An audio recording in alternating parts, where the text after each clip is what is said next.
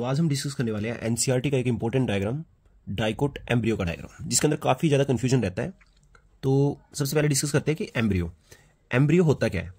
Embryo अगर बात की जाए तो एम्ब्रियो होता है फ्यूचर प्लांट, हम बोल सकते हैं एम्ब्रियो को, फ्यूचर प्लांट हम बोल सकते हैं एम्ब्रियो को। अब हम बात करते हैं एम्ब्रियो के डायग्राम की और डाइकोट एम्ब्रियो के डायग्राम की, जो बहुत ज़्यादा इंपॉर्टेंट है। देखो, अगर बात की जाए डाइकोट एम्ब्रियो की तो उसके अंदर दो चीज़ें होती है, ठीक है। कौन कौन सी चीज़ें होती है? दो इस तरीके से एक स्ट्रक्चर रहती है, बना लेते हैं हम थोड़ा सा समझने के लिए। इस तरीके से ये एक सिंपल स्ट्रक्चर बना रही है ताकि समझ आ सके अच्छे से, ठीक है। तो डाइकोट एम्ब्रियो के अंदर दो चीज़ें आएंगी इंपॉर्टेंट, एक होती है कोटिलिडन और एक होता है एम्ब्रियोनल एक्सिस। तो जो आपको ये दोनों दिख रहे हैं 1 और 2, ये दोनों तो है कोटिलिडन, ये भी है कोटिलिडन और ये भी कोटिलिडन।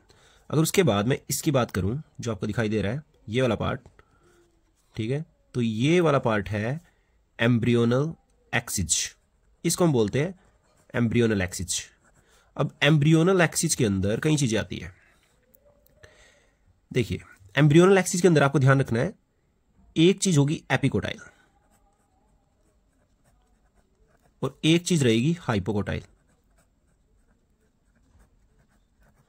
देखिए, जहां पे कोटिलिडन अटैच हो रखे हैं, देखिए एम्ब्रियोनल एक्सिस है, जिस रीजन पे यहां पे कोटिलिडन अटैच हो रखे हैं, इस रीजन से जहां से कोटिलिडन अटैच हो रखे हैं, इससे ऊपर वाले पार्ट को बोला जाता है एपिकोटाइल। इस रीजन को बोलते हैं हम एपिकोटाइल, एपिकोटाइल। और वो रीजन जहां से कोटिलिडन अटैच होते हैं, उससे नीचे वाले रीजन को बोला जाता है हाइपोकोटाइल। हाइपोकोटाइल जो होता है, अगर हाइपोकोटाइल जो होता है वो टर्मिनेट हो जाता है, टर्मिनेट मतलब हाइपोकोटाइल जहां पे एंड होता है, उस रीजन को बोलते हैं रेडिकल। जहां पे हाइपोकोटाइल एंड हो जाता है, देखो ये हाइपोकोटाइल इतना सा और यहां पे ये एंड हो गया, यहां पे इस रीजन को बोला गया radical.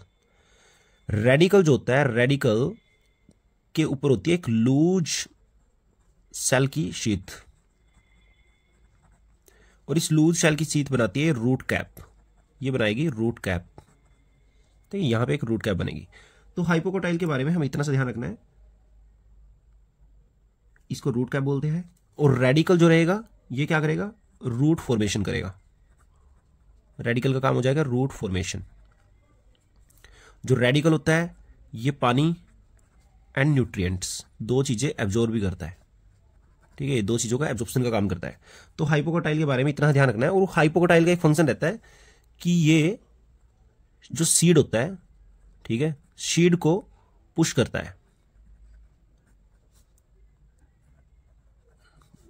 Out of soil, soil से बाहर ये पुश करता है, ठीक है, ताकि जो सीड रहता है, क्योंकि जो ये सारा का सारा एम्ब्रियो होता है सीड के अंदर होता है, जैसे आप सीड को ओपन करोगे तो ये हाइपोकोटाइल इसको पुश करता है सीड को बाहर जाने के लिए, ठीक है। तो और एक और चीज है, अगर आप एक जर्मिनेटिंग सीड को देखते हो तो रेडिकल जो होता है वो काफी व्हाइट दिखाई देता है, बहुत ज्यादा व्हाइट, मतलब अगर जब हम प्लम्यूल की बात करेंगे उसके कंपैरिजन में काफी ज्यादा व्हाइट ये दिखाई देता है। इसके बाद बात करते हैं एपिकोटाइल की। जो एपिकोटाइल है, एपिकोटाइल का सबसे टर्मिनेटिंग वाला पार्ट, यहां पे इस वाले रीजन को बोला जाता है प्लम्यूल। प्लम्यूल इस रीजन को बोला जाता है जहां पे हाइपोकोटाइल एंड होता है, उस रीजन को हम बोलते हैं प्लम्यूल। और जो प्लम्यूल होता है, ठीक है, ये अगर प्लम्यूल के बारे में पूछा जाए तो जहां से कोटिलिडन अटैच होते हैं उससे ऊपर वाले पार्ट को हम बोलते हैं एपिकोटाइल। एपिकोटाइल कौन सा रीजन रहेगा? जहां पे कोटिलिडन अटैच है और प्लम्यूल, इन दोनों के बीच के रीजन को, प्लम्यूल एंड कोटिलिडन अटैच वाले रीजन को बोल देते हैं epicotyl. Radical and cotyledon attach वाले रीजन को हम बोल देंगे हाइपोकोटाइल। तो इस तरीके से हमारा प्लम्यूल रहेगा। प्लम्यूल जो होता है, ठीक है, प्लम्यूल को जो एपिकोटाइल रहता है ये पुश करता है, ठीक है, किसको? प्लम्यूल को। प्लम्यूल को पुश करेगा, ठीक है, टुवर्ड या फिर अबोव सोयल, सोयल की तरफ, ये सोयल से बाहर की तरफ पुश करता है, ताकि जो प्लम्यूल होता है, और प्लम्यूल किसकी फॉर्मेशन करता है? शूट की फॉर्मेशन करता है, ठीक है। जो प्लम्यूल होता है ये फोटोसिंथेसिस भी कर सकता है, तो प्लम्यूल के अंदर फोटोसिंथेसिस भी चलती है। तो ये सारा कुछ रहता है, शूट फॉर्मेशन करवाता है, फोटोसिंथेसिस करवाता है, और जो एपिकोटाइल है ये पुश करता है प्लम्यूल को सोयल से बाहर जाने के लिए।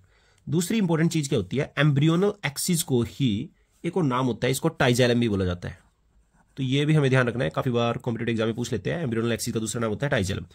कोटिलीडन्स को सीड लीफ या फिर एम्ब्रियोनल लीव्स बोला जाता है।